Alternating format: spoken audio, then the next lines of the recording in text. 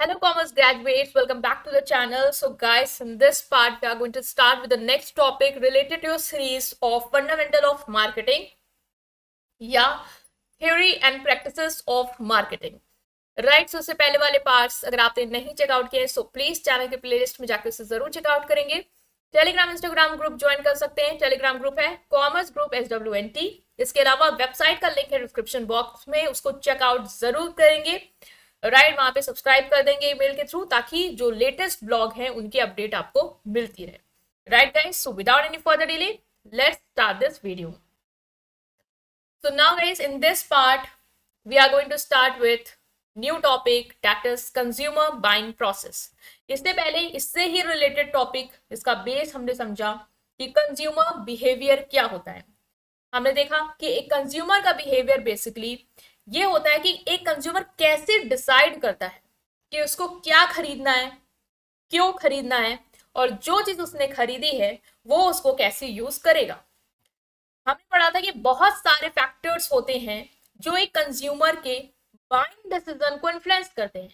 Like एक consumer क्यों खरीद रहा है चीज, उसके पीछे बहुत सारी चीजें हो सकती हैं जो उसको इसमें मजबूर करेगा कि वो चीज वो खरीदे. लाइक सोशल प्रेशर हो सकता है, मूड हो सकता है, इमोशंस जुड़े हैं इसलिए वो डिसीजन ले रहा है कि उसे वो चीज चाहिए, या फिर उसने लॉजिक लगा के परचेजिंग की है, मीन्स सोच समझ के बाइंग डिसीजन लिया है.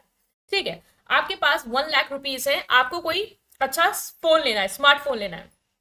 रैंडमली कुछ भी ले लोगे? नहीं, आप सोचोगे समझोगे. लाइक आप ये देखोगे कि उस फोन में क्वालिटी फीचर जो मुझे चाहिए वो है या नहीं.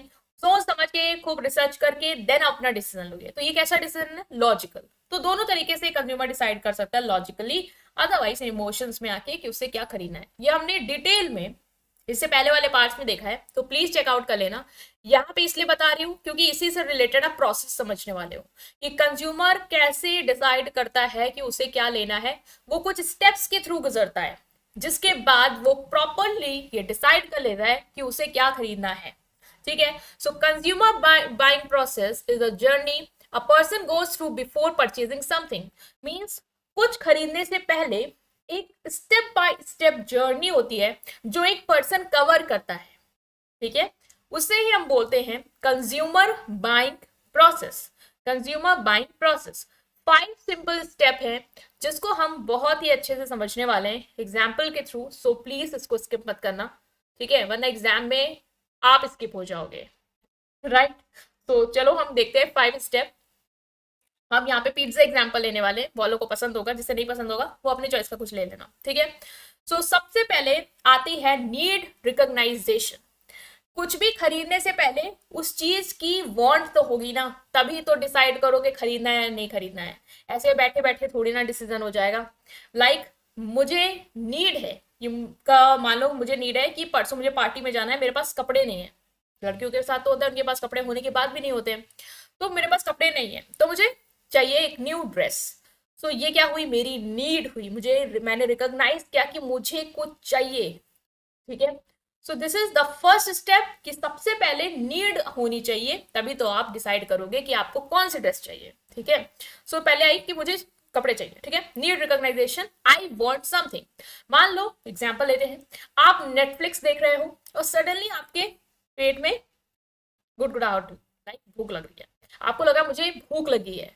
अब आपके ब्रेन ने क्या किया, सोचना शुरू किया खाने के बारे में. मान लो सी बीच में एक ऐड भी आ गया. ठीक है, और आपको क्या कर दिया, हिट कर दिया. ये तो एक मैंने एडिशनल सिचुएशन बता दी कि अब आपका दिमाग जो है वो और ज्यादा सोचने लग गया कि मुझे खाना है. तो यहाँ क्या हुई, पहला स्टेप में नीड रिकॉग्नाइज हुई. नेक्स्ट स्टेप है इंफॉर्मेशन सर्च. अब आप क्या करोगे, जब आपको लगा कि मुझे भूख लगी है, मुझे कुछ चाहिए, अब आपने जोमेटो या स्विगी जो भी ऐप है खोला और एक्सप्लोर करने लगे अलग अलग पिज्जा ऑप्शन, क्योंकि आपको लगा मुझे पिज्जा खाना है. तो देखने लगे कौन कौन से पिज्जा है. ठीक है, आपने अपने फ्रेंड से भी पूछ लिया, मान लो कि कौन सी पिज्जा प्लेस बेस्ट है जहां से मैं ऑर्डर कर लूं. अब आपने नेक्स्ट स्टेप में क्या किया, पहले तो नीड आई कि मुझे जो चीज चाहिए वो चीज चाहिए. अब उस चीज के बारे में मैंने रिसर्च करना शुरू किया कि मैं वो चीज कहाँ से ला सकती हूँ. ठीक है, और बेस्ट कहाँ से मिल सकता है. नेक्स्ट आता है इवेल्युएशन ऑफ अल्टरनेटिव. हर चीज की अल्टरनेटिव तो होंगी, पिज्जा एक ही ब्रांड तो दे नहीं रहा है, बहुत सारे ब्रांड दे रहा है. लाइक डोमिनोज हो गया, लोकल शॉप पिज्जा जो आपको लग रहा है जहाँ पे सस्ता मिलेगा बट उतना टेस्टी नहीं होगा. डोमिनोज का आपको लग रहा है बढ़िया मिलेगा लेकिन महंगा होगा। पिज्जा हट जिसका आपको लगा कि आज ऑफर अच्छी चल रहे हैं। तो आपने अलग अलग ब्रांड्स के देखा और क्या क्या चीजें उसमें है, मतलब क्या मेरिट है डीमेरिट है, वो थोड़ा सा एनालाइज कर लिया कि मुझे किस ऑप्शन के साथ जाना चाहिए। ठीक है, तो अब आपको क्या लग रहा है किस ऑप्शन को सेलेक्ट करोगे, क्योंकि आपने देखा कि डोमिनोज तो यार अच्छा है लेकिन महंगा है, तो महंगा है तो मैं नहीं अफोर्ड कर पाऊंगा। लोकल पिज्जा शॉप आपने सोचा कि सस्ता तो है लेकिन उतना अच्छा नहीं होगा। पिज्जा हट में आपने देखा कि अच्छे ऑफर्स चल रहे हैं, तो आपको क्या हिट करेगा कि मुझे ऐसी जगह से लेना है जहां पे ऑफर चल रहा है। सो फाइनली आपने परचेज डिसीजन लिया कि लेट्स ऑर्डर। नाउ आपने फाइनली डिसाइड किया कि पिज्जा हट में as 1 buy 1 get 1 free deal चल रही है, मैं यहां से ऑर्डर कर रहा हूं, और आपने ऑर्डर कर दिया। ठीक है, और वेट कर रहे हैं कि वो आ जाए और आप खाओ।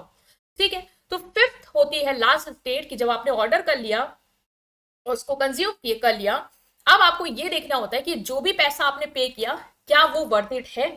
अगर आपको अच्छा लगा तो आप फिर से ऑर्डर करोगे, अगर आपको लगा कि मेरा पैसा तो बर्बाद हो गया, मुझे तो मजा आई नहीं, वो चीज तो एकदम बेकार थी, तो आप उस ब्रांड से नेक्स्ट टाइम ऑर्डर नहीं करोगे। तो यही है कंज्यूमर बाइंग प्रोसेस कि सबसे पहले जो भी चीज आपको चाहिए उसकी नीड आप रिकॉग्नाइज करेंगे। नेक्स्ट आप रिसर्च करेंगे उसके बारे में, जैसे मुझे ड्रेस चाहिए थी, ठीक है, तो नहीं, पहले मुझे कपड़े चाहिए थे, तो क्या चाहिए, कपड़े चाहिए, पार्टी में जाना है इसलिए। नेक्स्ट मैंने मिंत्रा और फ्लिपकार्ट सब जगह देखना शुरू करा कहाँ कहाँ मुझे बढ़िया सा ड्रेस मिल रहा है। नेक्स्ट मैंने देखा कि मिंत्रा में मिल तो रहा है लेकिन महंगा है, फ्लिपकार्ट में लोकल शॉप में मिल जाएगा बट उतना क्लासी ट्रेंडी नहीं मिलेगा। फ्लिपकार्ट में देखा मैंने बढ़िया सेल चल रही है, तो चलो उससे ऑर्डर कर लेते हैं। मैंने डिसाइड किया, जो मुझे पसंद आई मैंने ऑर्डर कर दी। अब वो आ गई, मैंने पहन के देखा मेरे को अच्छी लग रही है, ठीक है मैं रखूंगी, दोबारा मैं उस ब्रांड से या उस ऐप से लूंगी। मुझे लगा यार इतना बेकार क्वालिटी दी है, जो दिखाया वो तो आया ही, तो फिर मुझे लगा मेरा पैसा बर्बाद हो गया और नेक्स्ट टाइम मैं यहाँ से ऑर्डर नहीं करूंगी, कहीं और से जाके ले आऊंगी। तो ये होता है पोस्ट परचेज बिहेवियर। तो every time we buy something we unknowingly go through these 5 step. हम कभी भी कुछ भी खरीदते हैं हम इन 5 स्टेप के थ्रू जाते ही जाते हैं। अभी आप कुछ भी मार्केट में लेने जाओगे, पहले तो आपको उसकी नीड होगी, जाओगे तो आप देखोगे, रिसर्च सर्च करोगे कहाँ मिलेगा कहाँ मिलेगा, फिर आपको जब वो दिखाएगा तब भी आपको वैरायटी में सेलेक्ट करोगे कौन सा लेना है या नहीं लेना है। देन आप घर लेके आओगे, देखोगे, आगे जाके यूज करोगे, देखो क्या एक्सपीरियंस रहा, उसके हिसाब से ही फर्दर डिसाइड करोगे कभी फ्यूचर में वैसी चीज लेनी है या नहीं। हम हमेशा जाते हैं, यही होता है एक कंज्यूमर का बाइंग प्रोसेस। कंज्यूमर इन्हीं स्टेप्स के थ्रू गुजर के अपना परचेजिंग करता है, चाहे वो पिज्जा हो, फोन हो, क्लोथ्स हो।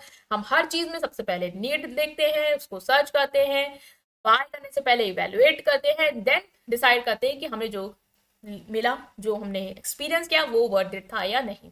राइट गाइस, आई होप आप अंडरस्टैंड कर पाए होंगे, बहुत ही इजी था और इसको एग्जाम में जरूर अटेम्प्ट करेंगे अगर आता है क्वेश्चन। अपने फ्रेंड के साथ जितने भी व्हाट्सएप ग्रुप है इस वीडियो को शेयर कर देंगे, इस प्लेलिस्ट को शेयर कर देंगे, बिकॉज वही आपका सपोर्ट है। वीडियो को लाइक करेंगे, चैनल को सब्सक्राइब करेंगे और वेबसाइट का लिंक है डिस्क्रिप्शन में, उसे जरूर चेकआउट करेंगे। Thank you.